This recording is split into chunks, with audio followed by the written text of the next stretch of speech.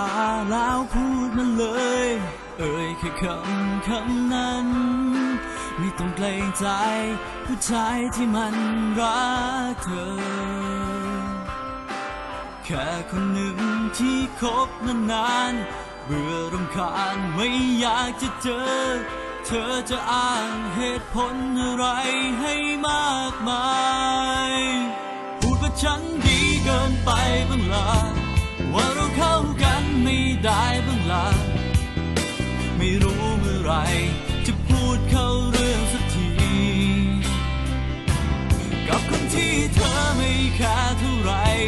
เธอไม่น่าต้องวุ่นวายอย่างนี้ในเธอก็ไม่มีใจให้ฉันแล้วบอกมันเลยไม่รักง่ายกว่าไหม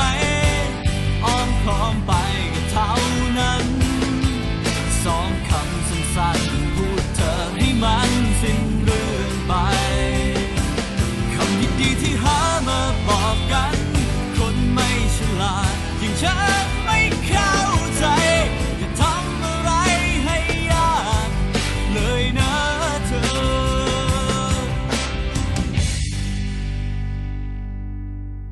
กล้าไม่รักฉันแล้วทำไม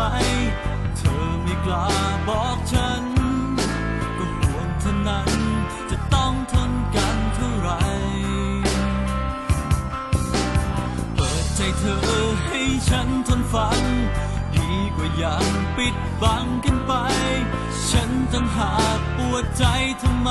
ไม่พูดมาพูดว่าฉันดีเกินไปบ้างล่ะว่าเราเข้ากันไม่ได้บ้างล่ะไม่รู้เมื่อไรจะพูดเข้าเรื่องสักทีกับคนที่เธอไม่แค่เท่าไรเธอไม่น่าต้องวุ่นวายอย่างนี้ในเธอก็ไม่มีใจให้ฉันแล้วบอกมันเลยไม่รักง่ายกว่าไหม